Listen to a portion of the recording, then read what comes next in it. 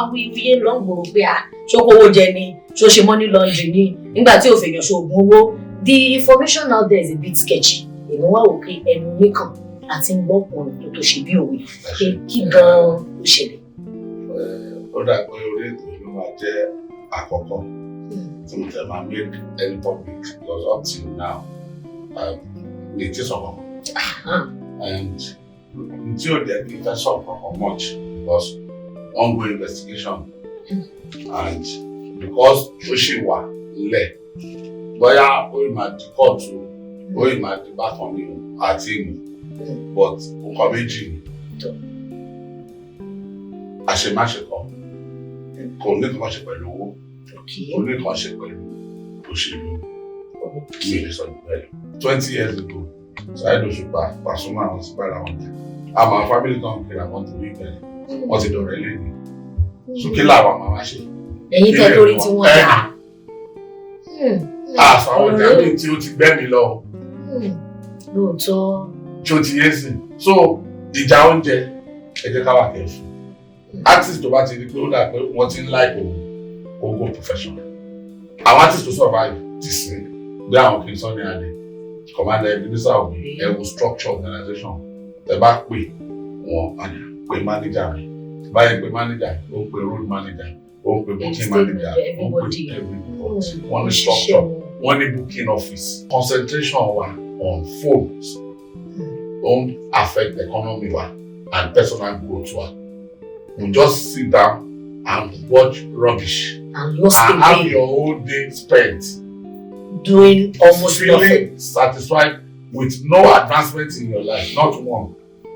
And I want our thing amuse around they are making money. They are growing.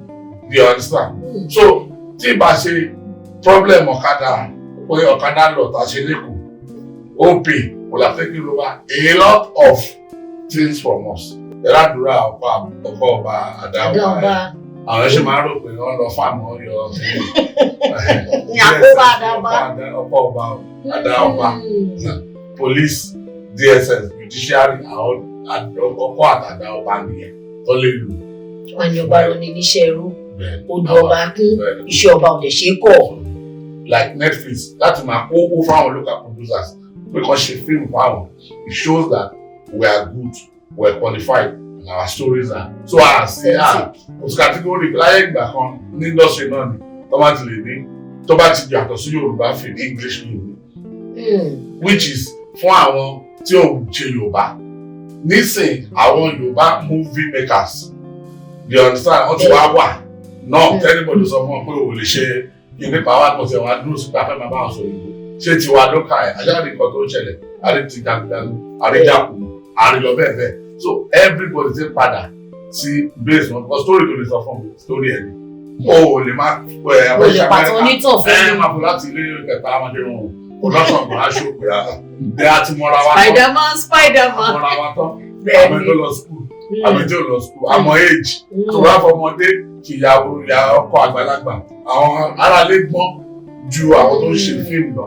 70% of artists don't have any business in social media. They come back phone lọ́wọ́ wọn. Mi ní dárúkọ artist international brand sign ẹ̀ o release orin 3 years orin yẹn kọ ó dáwó padà fún wọn. But every day bí o wọlé lórí jet a wà ní ibi kan tó ń bọ̀ a wà club a máa ṣe kíní kan time tó yẹ kó fi jó kó fi compose orin. So the business of the artist is to remain creative.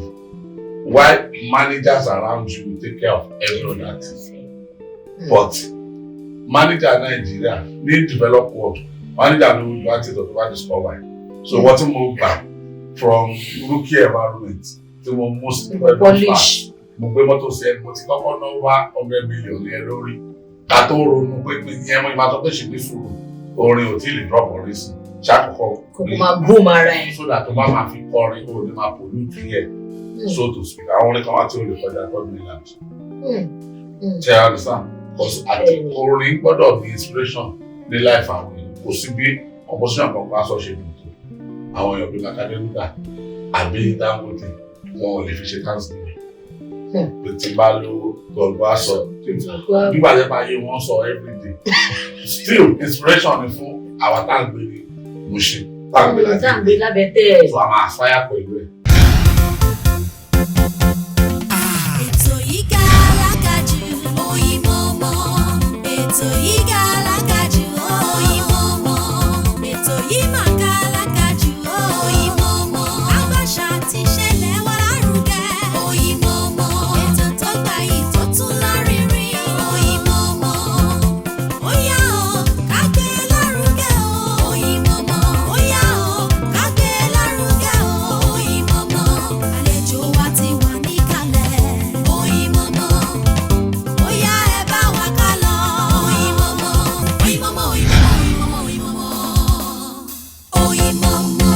ẹ káàbọ̀ padà sórí ètò wa. ètò Oyinmomo náà ṣẹ̀ṣẹ̀ fẹ́ bẹ̀rẹ̀ ni gẹ́gẹ́ bí mo ṣe sọ fún yín. ẹ ṣe mọ̀ wípé ọ̀dọ̀ àwọn àgbà ni mo la kọ́ọ̀gùn sílé ni láti mọ bí àgbà gan ṣe wùwà nígbà tí wọ́n wà léwe láti má jẹ́ kí àwa èwe yìí ká ṣìnà.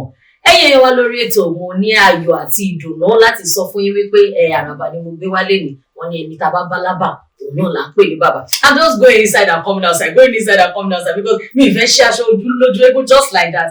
But do I have a choice? The show has started. Otunba Femi Davies ni mo gbé wá lórí ètò lẹ́nu iṣẹ́ wa dáadáa sá.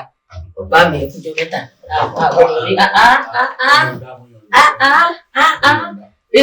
Ó ti pẹ́ tí òjò ti ń rọ̀ bí àwọn Yorùbá ṣe máa ń sọ. Igun ọlọ́bẹ̀rẹ̀ lágbá yẹn. Ní òjò ṣe pagún ẹ̀rọ lọ. Igun òsì ó ń dáadáa wo weather forecast. Tí kò mú jákèjì dání ni àbúkò mú umbrella. So igun orí ẹni àwọn ọmọ sí. Ṣe ẹgbẹ́ yìí gan ti transmorphoritize oh God. Ẹni tí o bá ti lè switch from analog to digital, ọmọ máa ṣọ́yàn ní black and white. Ayé colored. Kò lè dá. Ẹ̀yin nìyẹn wà. Ọ̀túnba ṣe mọ̀ wípé lẹ́nu ọjọ́ mẹ́ta yìí tàbá ní ká wo nǹkan tó ń ṣẹlẹ̀ lórílẹ̀‐èdè Nàìjíríà. Ẹ̀dá para kan kó tó di pé abẹ́rẹ́ ètò ní I just go back. Àwọn náà ṣe just go back ní ṣe mọ̀ àwọn èèyàn kan bí bàbá wa Ọbásanjọ́ wọn lọ wọn dé olórin yẹn ṣe kọ́ pé àti lọ àti dé ẹni orí yọ ó dilé. Bàbá wa Mandela náà Nelson Mandela ó ti yé yín níbi tí by the people to the people ṣe ti understand ó níbi táwọn náà lọ dáàdì náà ló bẹ̀ wọ́n dé àwọn ìwúyé lọ ń gbòòrò pé ṣókòwò jẹ ni ṣó ṣe money laundry ni nígbà tí ò fèèyàn ṣoògùn owó. The information out there is a bit sketchy. Èmi wá wò pé ẹnu oníkan láti ń gbọ́ ọ̀rọ̀ tó ṣe bí òwe pé kí gan-an ló ṣẹlẹ̀. Ó dà pé orí ètò ló máa jẹ́ àkọ́kọ́ tí mo tẹ̀ máa make any public because up till now lè tí sọ kankan. And tí ò jẹ́ kí n fẹ́ sọ kankan much because ongoing investigation and because ó ṣì wà nílẹ̀ bóyá ó ì máa di kóòtù ó ì máa di bákan ní àti ìmọ̀ but nǹkan méjì ni àṣemáṣe kan kò ní nǹkan ṣe pẹ̀lú owó kò ní nǹkan ṣe pẹ̀lú òṣèlú mi lè sọ jù bẹ́ẹ̀ lọ. Òṣèlú òṣèlú náà nínú kéèyàn fẹ́ ṣe òṣèlú ṣe wọ̀ ẹlòmíì àdúró fún òótọ́ nínú òótọ́ yẹn náà àwọn ayé ayin wọn kì í fọ́ọ̀kì bọ́ wọn á run àwọn ibi tó bá dúró sí yẹn náà la ló ń dúró sí. Mo mọ̀ wípé nígbà tí ọ̀rọ̀ yìí ṣẹlẹ̀ báwo ni ilé ṣe tèkè torí àwọn obìnrin ṣe mọ̀ lọ́kàn ó lè kọ̀ máa ké ṣáájojoojúmọ́ pé wàhálà ò lélẹ̀ ẹ̀yọ́ kan lẹ́sìn máa sọ pé máa wọ̀rẹ́ calm down ìṣèlú tó tẹ̀ báwo lẹ ṣe manage bẹ́ẹ̀. Tí ẹ̀kọ́ tí mo rí inú ẹ̀ ni pé ká máa gbélé ayé bí ẹni pàwà kọlà ni wọ́n máa ń jẹ́ kéèyàn nétò ẹ̀ tó bá ti nétò ilé ayé ẹ̀ àwọn kankan lè ṣẹlẹ̀ ó kọ́ lè fa ìfàsẹ́yìn díẹ̀ but torí backup ti wà ó máa rò a dúpẹ́ pé níbi tí mo wà náà mo ní opportunity as approved láti máa communicate pẹ̀lú ẹ̀ bí every 3 days. It may not be much of a communication for intelligence sọ̀rọ̀ mi bí mo had to win tó máa ní 1 hour ó bá mi sọ̀rọ̀ so àdúgbò dẹ̀ lọ́dọ̀ fún yàn ní partner tó jẹ́ pé ó mọ irú èèyàn tó wù ní. So gbogbo pàtàkùn irọ́ gan tó wà láàárín àwọn ọ̀rẹ́ o òun ló kọ́ wò pé náà kò ń ṣọ̀rọ̀ ọkọ mi lẹ́sàn. Ìyẹn ló tún jẹ́ káwọn kan máa wò pé ó dàgbé kí ní yóò yẹ tó wọ́n ṣe sọ yìí. Ẹ̀rọ àdúrà ọkọ̀ ọba àdá ọba àwọn ẹ̀ṣẹ̀ máa ń rò pé wọ́n lọ fáàmù ọyọ ọkùnrin. Àkóbá àdábá. Ọkọ̀ ọba àdá ọba police DSS judiciary àwọn ọkọ̀ àtàdá ọba nìyẹn tó lè lò. Wọ́n ní ọba ló ní níṣẹ́ ẹrú odò ọba kún iṣẹ́ ọba ò lè ṣe é kọ̀. Torí nígbà míì a wò pé a personality ta dẹ̀ fẹ́ lọ báyìí èèyàn dáadáa dẹ̀ ní láwùjọ àmọ́ bá ti kọ́ wa níṣẹ́. Petition bá ti wà wọn ní choice. Tí n bá pe area commander ibi ìsìn pé program tí mo lọ record sí o presenter yẹn o threaten live mi guarantee wà bẹ́ẹ̀ ní sórí lálẹ́. Ó lè dọ̀la o kan wá mú mi padà pé mo purọ́ mọ́ yín o but they must invest because life là ń sọ náà kájà wá sọ pé nǹkan tó pè ní national security ta ni mí. Èèyàn gẹ́gẹ́ bí ọmọ orílẹ̀-èdè rere tí orílẹ̀-èdè bá pèèyàn kéèyàn dáhùn náà ni tí ó bá ti jẹ́ bí. ọlọ́wọ́ ẹgbẹ́ wọn ṣẹ̀ṣẹ̀ kú ṣe ìyẹn ló máa di pé ìfojúpamọ́ kò lè jáde. ọjọ́ adigun ẹ̀yàn wọn tẹ̀dí kí mo fẹ́ fi defend ara mi. ọṣẹ olèyàn fẹ́ fi wẹ̀. Ó dà ẹ jẹ́ ká sún kúrò lórí ìyẹn díẹ̀ gẹ́gẹ́ bí òṣèré eré àgbéléwò gẹ́gẹ́ bí producer gẹ́gẹ́ bí talent manager gẹ́gẹ́ bí artist manager mo mọ̀ wípé ẹ ti ń ṣiṣẹ́ ìyá ti lé ní 30 ọdún ó ti lé ní 30 ọdún which is over 30 years. Torí mo mọ̀ pé àwọn ẹ̀gbọ́n wa kan náà tọ́jà àwọn èèyàn yín náà máa ń sọ pé bọ̀dá ẹ̀gbọ́n yẹn achieve àmọ́ 30 ọdún kí ló ti yàtọ̀ nínú industry tá a wá ń sìn looking at the advent of technology. Ká kọ́kọ́ dúpẹ́ pé advocacy máa ń wà fún every industry. It may be silent, it may be organized, it may just happen. Tàbá sọ̀rọ̀ movie industry nígbà táwọn ẹ̀rọ ẹ̀sìn ní ra tí VHS dé òun ló boom industry wa. Cassette. Yes. Ní o bá sí lọ́ọ̀ pé òkè káwọn tó kún bọ́ VHS video player ẹ̀ wọlé DVD tó boost industry àbáyé máa ṣe analog ọ̀dẹ́dẹ́ ká ló máa wọ àwọn olóògùn dè ní orí stage ká máa lọ tí àtàkà máa ṣe this and that. So bọ̀ tó máa ń ṣe wá ni pé kì í prepare alẹ̀. Ìyẹn ló máa fi láti permanently for every progress as a complaint. Nígbà táwọn advocate pé radio stations wọ́n máa play foreign music ẹgbẹ́ àgbégbà kan pé wọ́n á play Michael Jackson àbọ̀ play Return of the Pack. Gbogbo ẹ̀ àwọn Nigeria presenter náà wọ́n ṣe one of the wọ́n ṣe Jericho wọ́n ṣe slide on the stage àgbà táwọn advocate pé play content play local music 60% or 70% tọ́lọ́mù àgbàdúrà wa.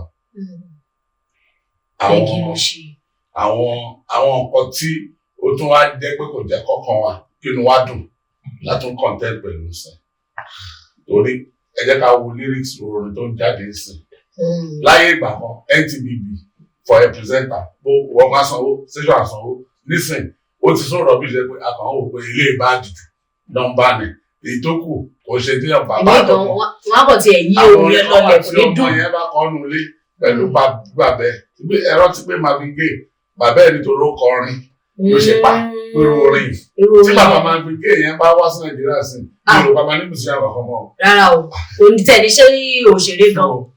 Upgrading wa the switch from the analog just like I said ó work fún wa because now òṣèré tíátà tó sọ pé piracy gbé lọ YouTube nobody is pirating àti marketer ẹjọ́ rí èèyàn tó wù ẹ ti mọ calculation yìí but content wa richness ọlọ́run tún wá ṣe so àti ní grade by grade production sí ẹ tó bá péjọ tí mo ti wọ location mo ń lọ Netflix ni ó ti wà to for an international brand like Netflix láti máa kó owó fáwọn local producers pé kàn ṣe fíìmù fáwọn it shows that we are good we are qualified and our stories are so kò sí category láyé ìgbà kan ní industry náà ni tó bá ti lè ní tó bá ti yàtọ̀ sí Yorùbá film English film ni which is fún àwọn tí ò ṣe Yorùbá nísìn àwọn Yorùbá movie makers you understand wọ́n ti wá wà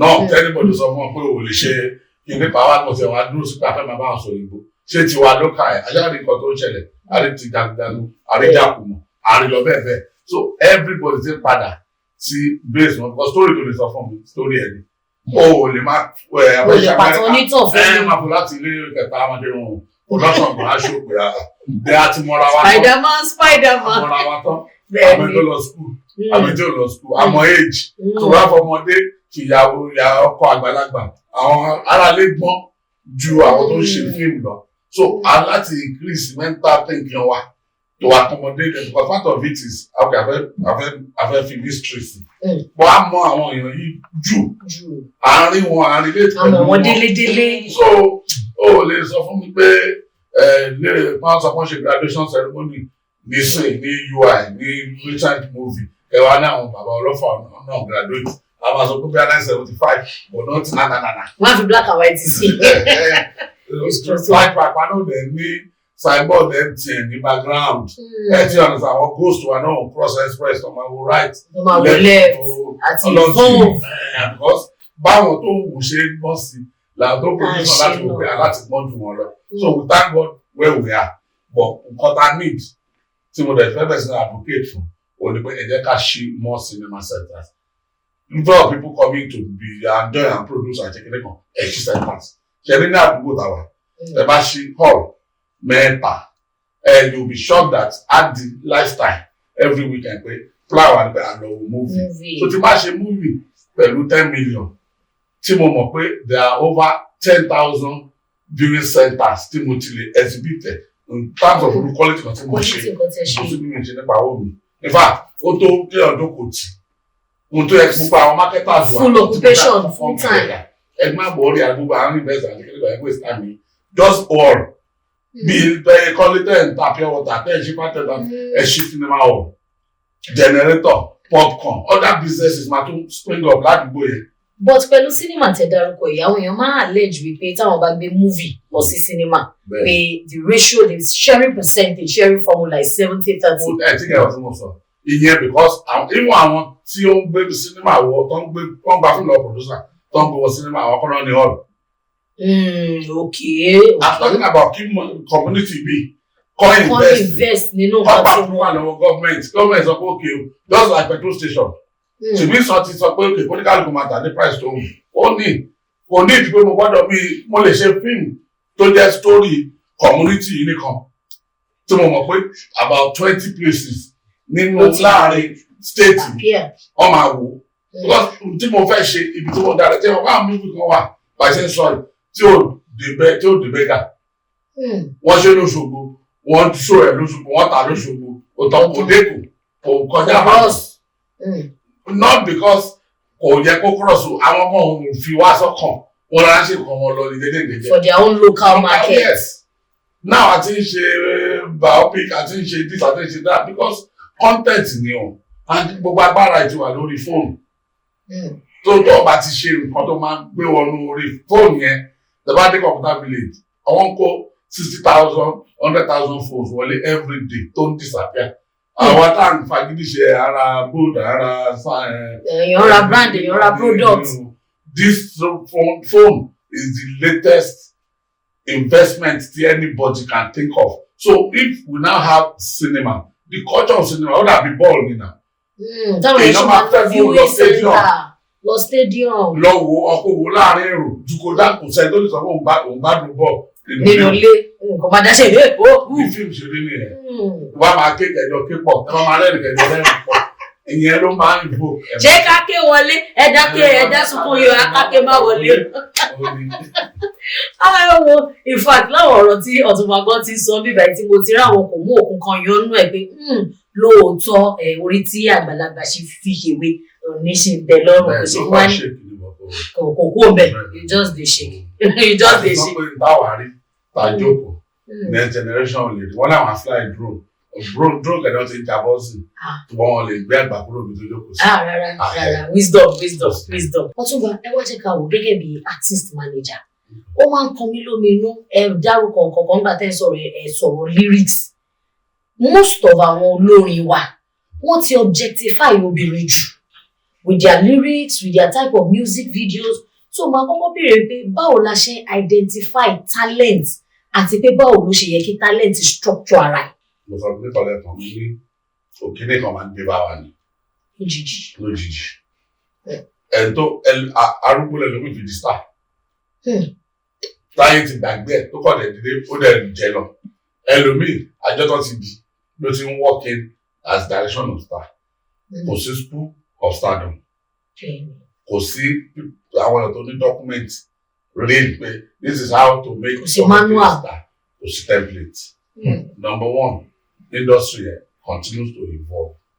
Lójijì àkànwá rí pé nǹkan skit comedy skit ló tún wá sí everybody ló wọ̀ àárín tó make sense àárín tó make sense because attention span wa ó short kan ó short dẹ́ pé 30 seconds wọ́n ti pọ̀ jù ìyẹn bẹ́ẹ̀ data tó ń consume ẹlòmíì nígbà tí wọ́n bá bá mi fà pé òun ìjẹun for 3 days ó dẹ̀ bá mi chat tó fi tọrọ owó yẹn ó mi kò ní data for 3 days so mo wá zoom consider oúnjẹ first tó wà important sára tó fẹ́ fi tẹ data yẹn. So most I will confidently 70% of artists don't have any business in social media. They come back phone number one. Me ní dárúkọ artist international brand sign ẹ kò release orin 3 years orin yẹn kọ ó dáwó padà fún wọn. But every day bí o wọlé lórí jet a wà ní ibi kan tó ń bọ̀ a wà ní club a máa ṣe kíníkan time tó yẹ kó fi jókòó kó fi compose orin. So the business of the artist is to remain creative while managers around you will take care of every other artist. But manager Nigeria ní develop world manager ló ń do artist or to wá discover. So what you move back from rookie environment tí mo most polish mo gbé mọ́tò sí ẹni mo ti kọ́kọ́ ná wá 100 million ní ẹ lórí ká tó ronú pé ìyẹn mo máa sọ pé ṣe ní sùúrù orin ò tí lè drop orin sí ṣàkọ́kọ́ kò máa boom ara ẹ̀ so that tó bá máa fi kọrin ó ní máa pollute here so to speak àwọn orin kan wá tí ó lè kọjá third mainland ṣe I understand because orin gbọ́dọ̀ ní inspiration ní life àwọn èèyàn kò sí bí composition kan bá sọ ṣe dùn tó àwọn èèyàn bí Makadenuga àbí Dangote wọn ò lè fi ṣe thanksgiving pé tí n bá lówó gbọ̀ngbọ̀n aṣọ nígbà tí bá yé wọn sọ everyday still inspiration ni fún àwọn táǹgbé ní Mushin táǹgbé lábẹ́tẹ̀ so àwọn aspire pẹ̀lú ẹ̀ you understand so ọ̀fọ̀ òun lẹ̀ àwọn èèyàn ó bí fún mi ó ṣe kí nígbà bẹ́ẹ̀ náà ni ó dà ẹ jẹ́ ká wò báyìí 20 years ago Saheed Òṣùpá Pasuma àwọn ti bára wọn jà àmọ́ family kan kiri àwọn torí ìgbà yẹn wọ́n ti dọ̀rẹ́ lẹ́nu so kí làwọn máa wá ṣe. ẹ̀yin tẹ́ torí tí wọ́n dà. àṣà àwọn ìjàmbá tí ó ti gbẹ́mi lọ. lóòótọ́. tí ó ti yé sí so ìjà oúnjẹ ẹ jẹ́ ká wà kẹ́fù artist tó bá ti rí pé ó dà pé wọ́n ti ń like òun kó go professional àwọn artist tó survive ti sìn gbé àwọn kì í sọ ní adé commander Ebenezer Obey ẹ wo structure organization tẹ bá pè wọn àná pé manager mi báyìí pé manager ó ń pè road manager ó ń pè booking manager ó ń pè everybody wọ́n ní structure wọ́n ní booking office lẹ́yìn kan máa sọ pé ẹ send DM lórí Instagram la fi ń contact artist mi ìfọ̀ Instagram ni mo fi máa mọ ẹlòmíì pa artist mi mi ò rí photo mi ò rí video location wọ́n ti dílà tó wọ́n ti pè é débi tẹ́ máa rí bó tiẹ̀ lọ show wọ́n ti bí sinimá tó dùn jù Nàìjíríà sí TikTok ni ẹ̀ẹ̀kan gbogbo talent láyé ìbẹ̀lẹ̀ ti máa rí. kódà ẹ jẹ́ kí n wá béèrè pé gẹ́gẹ́ bí aláṣẹ àti olùdarí SIBNA nìyẹn Society of Digital Newspaper Owners of Nigeria ṣẹmọ àwa náà àti evolve àti lórí sókò first newspaper tá à ń kà ní hard copy tí ó sì ní soft copy wọ́n sì ṣé ó yẹ kí a wá bí a ṣe lè regulate social media yìí. now society àpẹẹrẹ wa ní society àpẹẹrẹ wa ní organization àpẹẹrẹ wa ní association. kí nìdí. only pé there's a stronger power associated with running a society. It's an evolving body which comes with one, a national membership is across the whole of Nigeria. 2, based on our membership power, we are now negotiating with government to make that society a regulatory body. There is one body called Muson, yes. That's a society that is regulating copyright on music in Nigeria. Koson. So society bẹ́ẹ̀ ni làwọn fẹ́ jẹ́. Now, the problem with social media. because kọ́tẹ́ mi rí ló social media ni pé inú tó bá jẹ́ wàhálà àwọn colleague nínú bẹ̀ bó fẹ́ tó bẹ́ẹ̀ ẹ̀ tó gbọ́n wàá rí wọn bẹ̀ àwọn tó tún kọ̀ díẹ̀ wọn ara wọn bẹ̀ for everything wọn like ẹ̀ náà ni bẹ́ẹ̀ ni ìyá òkú like òfò consideration like náà ni like and everybody ń jẹ́ bẹ̀ but anybody tó jẹ́ business kó máa sọ news ó yàtọ̀ you can blog fashion you can blog gbogbo tá à ń ṣe you can just be behind the scene blogger máa sọ àgbà tó ń rékọ́ọ̀dù ní onímọ̀ àbáyé ló ṣẹlẹ̀ lẹ́nu ìwé náà you can blog health o lè blog farming o lè blog fish but the business of news must be left to journalists and you cannot have a news platform just like me the nígbà tó ní mo lówó sìn kí n lọ ṣe hospital kí n wá pẹ̀lú àbí medical director I can be chairman of an hospital but I need to employ a professional. So that is what we are preaching. So I imagine 80% of news platforms, they have people who actually trained for the job, operating that business. But what else I can already? And we have more implication on potential, even for the video. No, so to the way you have a best of those, I'm record tó máa fi bẹ́ sódò. O ti wá di pé àwọn ní platform yìí gan ló wá fún one guideline pé eléyà àlègbà kẹ́ post ẹ̀ eléyà ó wà against community wa. So but bàbá máa tún dá gbogbo ẹ̀ náà sí ojú lọ́dọ̀ ìjọba ẹjọ́ nǹkan mélòó láti àfẹ́ káwọn ìjọba ìfèsì tí àwa fúnra wa societal claims ni láyé ìgbà kan lórí ìkẹjà lásán ìjọba kan gbé jíwa ìkólẹ̀ ra mẹ́rin boy 1 boy 2 boy 3 boy 4 àbẹ̀rẹ̀ sí ní wò oríkálùkù kilo prompt ó jẹ́ káwọn ọmọ mo lẹ́yìn mo wo kíní kan jọ kan mọ 17 year old olówó àgbàlagbà orúkọ orí tó máa bóyá jẹ ni bóyá rí wà ní òun fẹ́ fọ́ bàbá àti ìyá òun fún un òun fẹ́ ṣòwò owó bàbá ìyá ẹ̀ wà ní kó lọ àpẹẹrẹ bàbá àti ìyá ẹ̀ ló máa lò ẹ̀hún ló dà ó ní kó lọ já aṣọ wọn wá ó lè jí wa bí ìyá ẹ̀ ṣe pariwo lè lọ wọn interview 17 year old boy kí ló fẹ́ ṣòwò owó fún ìrẹ́lẹ̀ tó jẹ́ pé bàbá àti ìyá ẹ̀ ló fẹ́ lò oníkan tó ju òun ti rí ẹ̀nà kí ló ju ọmọ 17 year old ti rí ju kó tó wọ́n ní lórí Instagram báwọn tí ó gùn wọ́n gùn Benz wọ́n wá jíwàgùn 17 year old ti ń rírà as a failure at that age. Torí mo máa fẹ́ béèrè wípé báwo la ṣe lè correct àwọn societal ills torí mi náà rí kan ọmọ 15 ó lóun fi ọ̀pọ̀ lóun ti delay òun ó ní ọmọ 15 ìjọ òun ló já lẹ́nu fídà ìjọ òun ló kúrò lẹ́nu ọmú 15. It's a sad reality o. Jerry, we have to go back to where we are from, which is carry evaluating family system.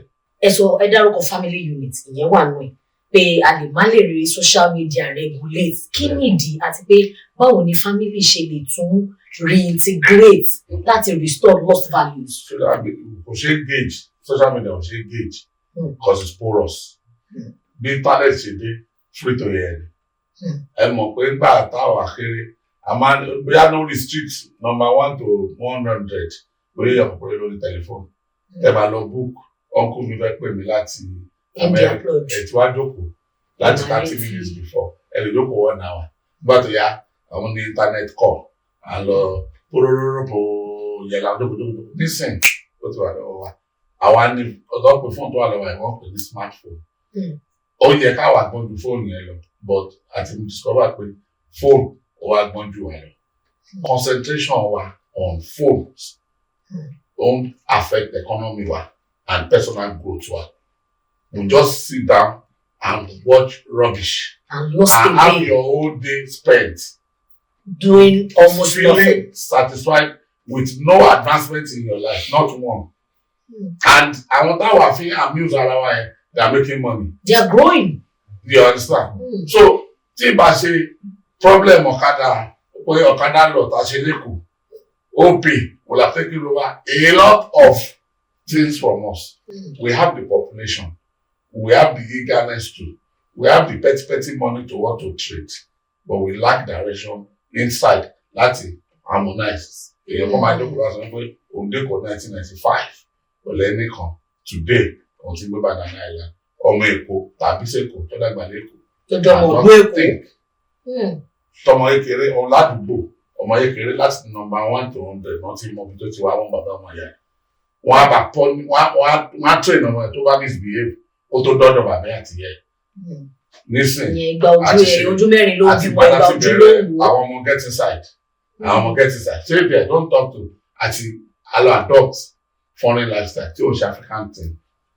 So kò sí ọ̀nà ojú mẹ́rin ló bímọ. Ìgbà ojú ló wù ú. Nísìnyí ojú mẹ́rin bímọ méjì ló wù ú sí o àti ní ojú gan tuntun short. baby mama ni straight tó ń dágbé kan àwọn náà ní platform tuntun single mother ọ̀nà àṣẹ by baby daddy ìyẹn náà spread lọ so kí ni kọ̀tà àwọn. But how do we harmonize? How do we talk to ourselves? Because àwa èèyàn yìí náà ní o sà. A gbọ́dọ̀ máa sọ báyé sọ ẹ̀jẹ̀ máa sọ because ó ti one the marriage institution has been destroyed. Kò ṣe value yẹn mọ́. So that's why ẹ bá lè sọ family marriage is key. Dàmọ̀ tó dádì àmọ́. Mommy family tree tọkọ wa. Àwọn ẹ̀ máa ń rí nìyẹn. Ká tó sọ extended. But lágbàtí sí báwọn tiwa ìjà táwọn ti ìjà ní pé so ìlọ́fẹ́ obìnrin púpọ̀ bíi bàbá ẹ̀. So the most of our fathers there were polygamy. Listen, àwọn olóyè ọkọ̀ dẹ̀yẹ ni wọ́n kàn ń jù ní pápápápá ní ó ti ná ọmọ mẹ́rin màmá márùn-ún àbọ̀ ọmọ kékeré kan. So agbọ́dọ̀ kọ́kọ́ máa sọ tàbá sọ àti iṣu tó bá di iṣu àmọ́ àwọn òkè kí ni ká ṣe. But wáyé pé káàtì sọ rárá àti identify yẹn but it's a major problem of our society. But èmi tún wá lérò wípé ó kan irú àwọn tó jẹ́ ọba.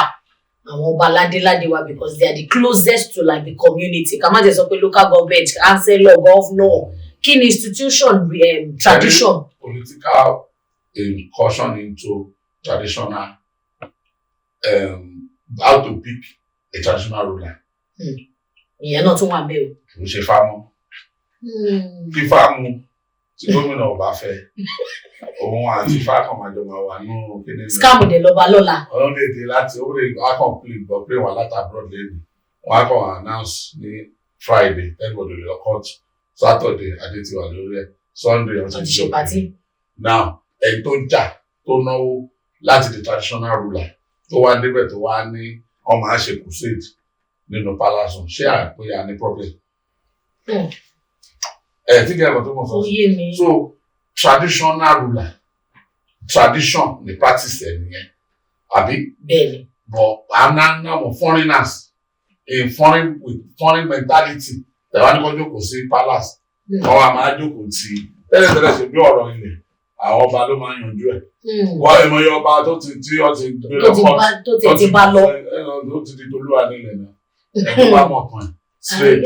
So gbogbo tábà ti sọ ní value system la máa bẹ̀rẹ̀ sí ní wo àwọn tá à ń look up to pé ládùúgbò láwùjọ àwọn ilé the magistrate courts tó jẹ́ bọ́ àwọn leaders of society ló máa ń resolve because lè máa sọ pé ọlọ́pàá tó ń lé Boko Haram tó ń lé bandits náà ló máa poró wọn jáde ẹ̀mí lánàá wọn lọ jáde ẹ̀mí lágbo ọjọ́ ògùnfẹ̀ ni that should be small scaled. So traditional rulers èmi pray wípé now ta níyàn tó jẹ́ ọmọ Odùduwà as president empowering them again on the constitutional rule lóye ká tún advance for sin so that nígbà tí odidi ọba ìlú bá jẹ́ local government ló sọ sálárì tó jẹ́ pé local government chairman lè yọ.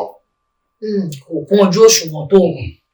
Àwọn ẹlẹ́fẹ́ jókòó ti gómìnà tí gómìnà ò ní sọ pé kọ́ dìde pé kọ́ kí n wò gé dọ́tà rí nìyẹn náà.